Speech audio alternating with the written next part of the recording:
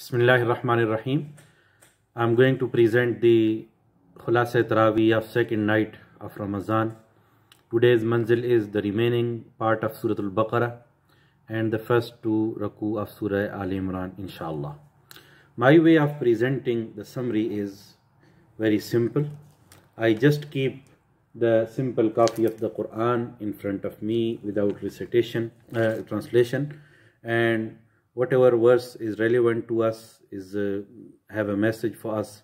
I give its message to you. I do not touch the complicated things, and because it's Quran, وَلَقَدْ يَسَّرْنَا الْقُرْآنَ لِلذِّكْرِ, Allah subhanahu wa ta'ala has given an open offer. We have made Quran easy to understand. So I present the Quran in the most easy way, and inshallah, if even you learn one verse every day, it is sufficient for me. The first verse is 177 verse of Surah Al-Baqarah. There is a specific name for this verse, which is called Ayatul Bir, the verse of righteousness. And in this verse, Allah subhanahu wa ta'ala has given a new concept of piety and righteousness.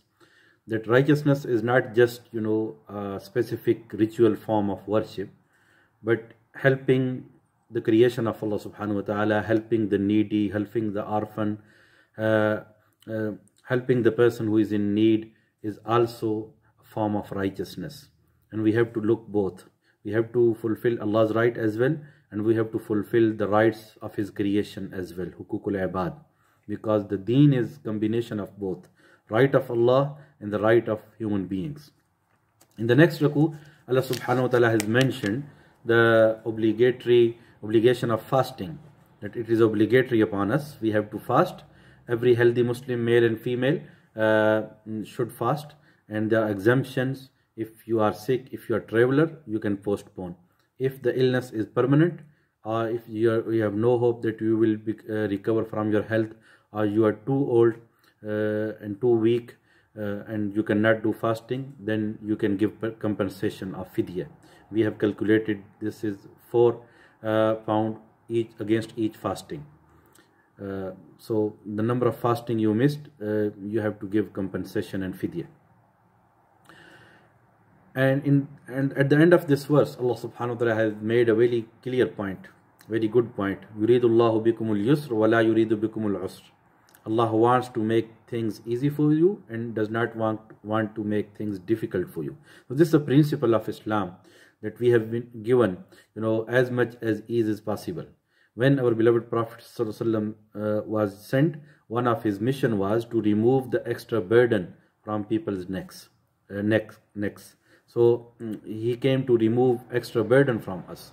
So whenever he was given an option to do two things, he always chosen the easy option for the ummah, because he wanted to make things easy for you, and he advised us, yassiru wa la tu'assiru, make things easy and do not make things difficult.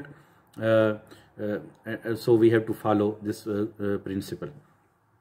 And then Allah subhanahu wa ta'ala has mentioned, وَإِذَا سَأَلَكَ عِبَادِي أَنِّي فَإِنِّي قَرِيبٌ. When my servant ask about me, tell them that I am close to them. So I am near to them. So whenever we need help, Allah's help, we can make dua to Allah subhanahu wa ta'ala.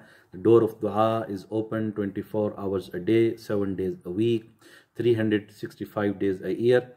And normally offices closes at evenings and weekends, but the office of Allah subhanahu wa ta'ala, the door of dua is open every time, every day.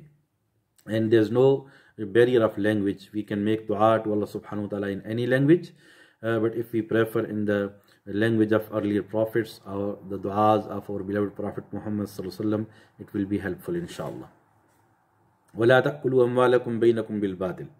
And then Allah subhanahu wa ta'ala mentioned in the verse number 188, do not eat each other's wealth unlawfully. So we should not, whenever we earn money, it should be done from legitimate means. We should not take each other's money unlawfully. And then Allah subhanahu wa ta'ala mentioned about the moon calendar. يَسْأَلُونَكَ عَنِ الْأَهِلَّةِ قُلْ هِيَ مَوَاقِيتُ لِلنَّاسِ وَالْحَجِّ. Our beloved Prophet ﷺ has chosen this calendar for the ummah. There are various reasons for this, because this is more close to nature. Just by looking at the moon, you can assume what day of the month is this. If it is after Maghrib prayer and the moon is thin, it's crescent, then it is the early days of the month. If it is half of the moon, its size is half, its shape is half, then this is the, about 8th and 9th, 7th, 8th and 9th of the month. If it is full moon, it is middle of the month. If it is, half moon and its last part of the night, it is the 20 or 22nd of the first and 22nd date of the month. And then if it is very thin, then these are the last days of this month. If it is disappeared totally, then it means that there's this is the last day of the month. So we can easily assume the date just by looking at the moon. So it's more close to nature, but for various reasons our Prophet Muhammad ﷺ has chosen this calendar for the Ummah. And then it is mentioned, وَأَنْفِقُوا فِي سَبِيلِ اللَّهِ, spend in Allah's path. Whatever we have money, whatever we have possessions, we should spend in Allah's way. And then Allah subhanahu wa ta'ala mentioned, وَأَتِمُّ الْحَجَّ وَالْعُمْرَةَ لِلَّهِ, that complete Hajj and Umrah only for the sake of Allah. Normally we do Hajj or just to get a title of Haji, and we spend thousands of pounds but we get nothing from Allah subhanahu wa ta'ala. It is very important that we make our ibadat only for the sake of Allah. This is the only way to get reward from Allah subhanahu wa ta'ala. And then the institution of Hajj mentioned, the rituals of Hajj mentioned, how we should perform our Hajj, some details are mentioned. Hajj was already there, even at the time of ignorance, before the Prophet Muhammad ﷺ. The Hajj was there, but there are so many, things were included which were not part of Hajj. Even some shameful deeds. People used to make tawaf even naked, and people used to make shirk while making rituals of Hajj. And when the Prophet ﷺ, made it obligatory for the Ummah, and it was made it pure and clean, Prophet ﷺ said, "Khuzu anni manasikakum," take from me the rituals of Hajj. So he taught every aspect of Hajj in a most purified way. Now this is very pure form of one of the pillar of Islam. If anyone can afford to go Hajj, this is an obligation, once a lifetime. So we should perform it. If your children are mature adult, they are earning the money, so this is our duty to inform them that they should go to Hajj as early as possible. And then there's a very beautiful dua, رَبَّنَا آتِنَا فِي الدُّنْيَا حَسَنَةً وَفِي الْآخِرَةِ حَسَنَةً وَقِنَا عَذَابَ النَّارِ. Allah, grant us every good thing of this world and grant us every good thing of the next world. It's a very beautiful dua. We should include it in our daily duas because we need this dua. We need Allah's blessings both in this world and the next world as well.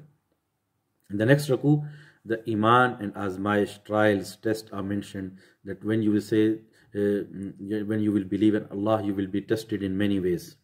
As I mentioned yesterday, وَلَنَبْلُوَنَّكُمْ بِشَيْءٍ مِّنَ الْخَوْفِ وَالْجُوعِ وَنَقْصٍ مِّنَ الْأَمْوَالِ وَالْأَنفُسِ وَالثَّمَرَاتِ.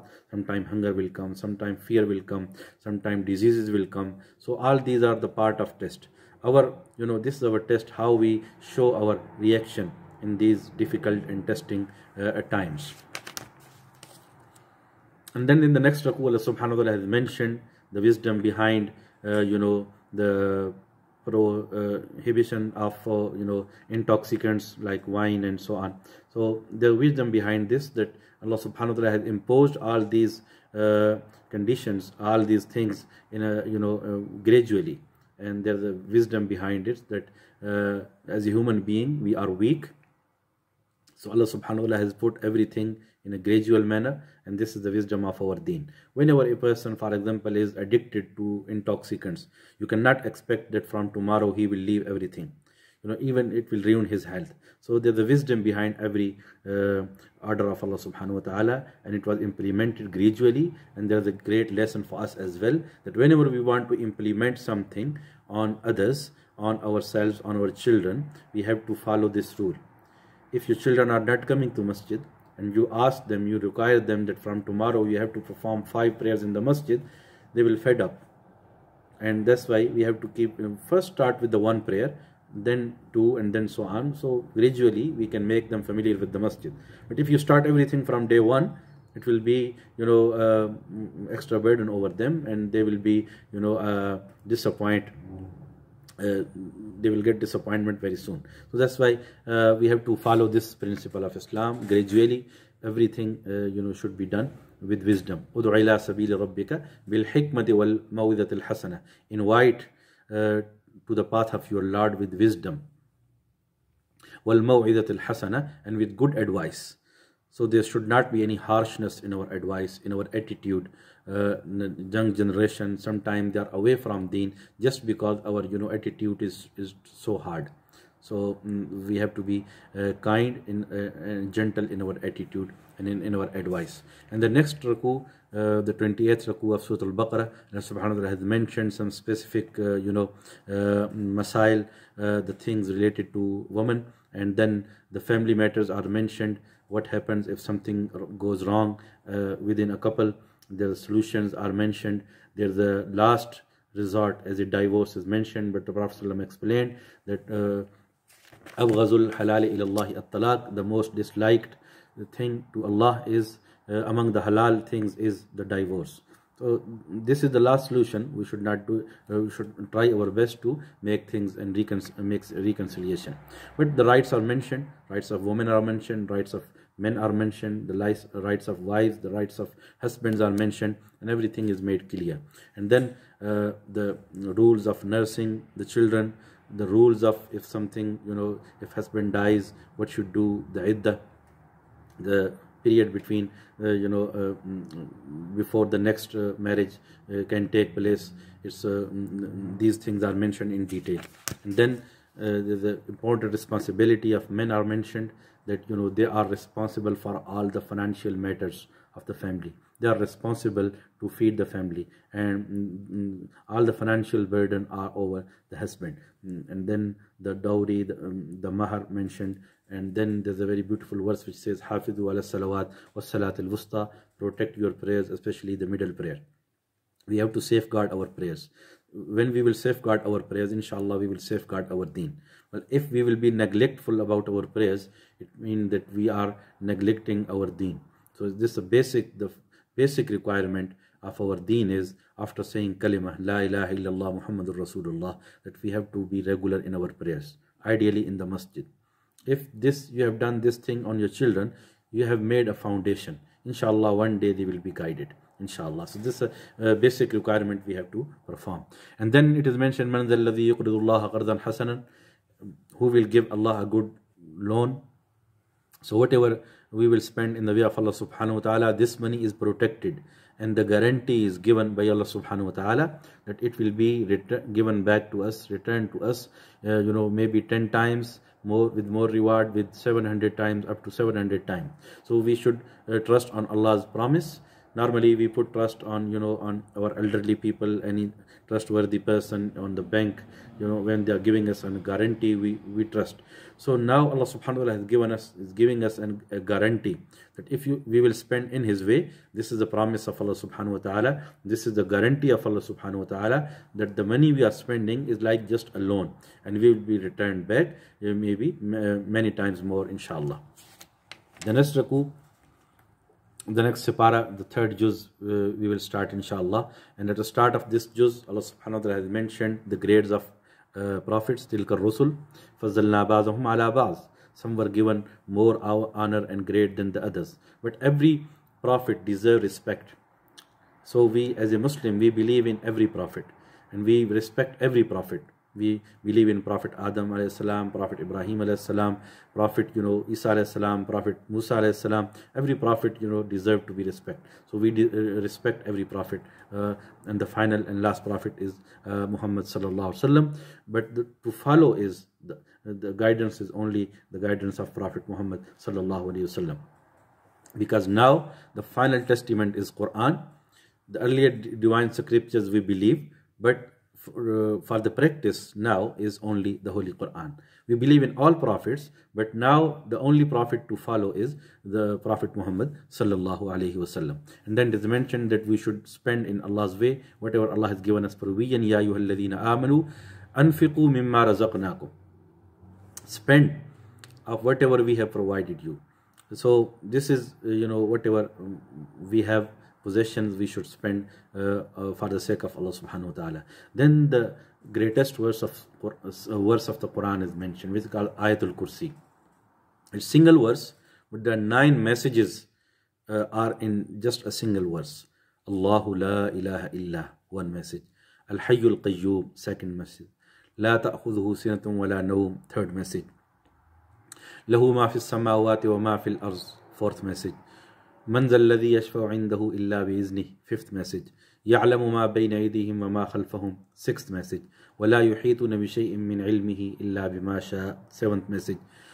وسع كرسيه السماوات والأرض, eighth message. ولا يؤوده حفظهما, ninth message. وهو العلي العظيم, 10th message. Almost 10 messages are just in one verse, single verse, but 10 different messages. So all these are relating to the Tawheed and oneness of Allah subhanahu wa ta'ala. That's why this surah is called Sayyidul Ayatul Baqarah. The Prophet ﷺ said that Sayyidul Kalami Quran, the chief of all words are all kalam or Quran. Wa Sayyidul Qurani al-Baqarah, and the chief surah of all Quran is Surah Al-Baqarah. Wa Sayyidul Baqarah Ayatul Kursi, and the chief verse of Surah Al-Baqarah is Ayatul Kursi. And it is recommended to recite this surah after each Faraz prayer. And it is also recommended to recite this surah before going to sleep. This is highly helpful. And if you are worried about anything, black magic, whatever, evil eye, you can recite this surah, inshallah. It is really beneficial. Then the next verse is La ikraha fid din. There is no compulsion in religion. And the background of this verse is that one companion came to the Prophet ﷺ and he inquired that, O Prophet of Allah, Alhamdulillah, now I have got my Shahada, I have become Muslim, I have 2 children, can I force them to become Muslim? And the Prophet ﷺ waited for a while, and this verse of the Quran revealed, La ikraha fid din. There is no compulsion in religion. No, you cannot do this. You cannot force anyone to become Muslim. The Quran is open for guidance. Allah subhanahu wa ta'ala has given us very clearly what is the path of Rahman, what is the path of Shaitan. Both paths are clear, and now it is our decision. It's entirely up to us what way we take. And the consequences are also mentioned. So the choice is ours. So there is no compulsion, there is no force acceptance of Islam. So whenever we want to give the message of Islam, we have to give it peacefully to others as a choice. We cannot force anyone to become Muslim. And then the next raku, Allah subhanahu wa ta'ala has mentioned that Ibrahim alayhi salam wanted some signs to believe, just as a yaqeen, to make sure, those are mentioned in the next raku. In the following raku, the 36th raku of Surah Al-Baqarah, the importance of spending in the way of Allah subhanahu wa ta'ala. And Allah subhanahu wa ta'ala has given us a very beautiful example. Like if you put a seed in the earth, in the land, and then it becomes a plant, and it produces a lot of fruits, a lot of seeds. So in the same way, if we will spend something in the way of Allah subhanahu wa ta'ala, it will grow. Like normally you have heard the word, phrase that money grows. So this is whenever you will spend in the way of Allah subhanahu wa ta'ala, this money will grow, inshallah, continuously. It's sadaqah jariyah. If it is sadaqah jariyah, it will keep growing, inshallah. It will continuously grow, and the reward will be there, inshallah. And the next raku, Allah subhanahu wa ta'ala has mentioned about devil. We have to be fearful. We have to get protection. We have to fearful to Allah, and we have to get protection against devil. Ash-shaytanu ya'idukumul faqr wa ya'murukum bil fakhsha. Shaitan threatens you with poverty and orders you to immorality. So we should not follow the shaitan. We should follow the Rahman, Allah subhanahu wa ta'ala.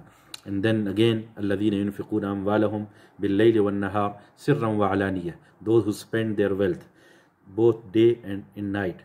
سِرًّا وَعَلَانِيَةً, both secretly and openly. فَلَهُمْ أَجْرُهُمْ عِنْدَ رَبِّهِمْ.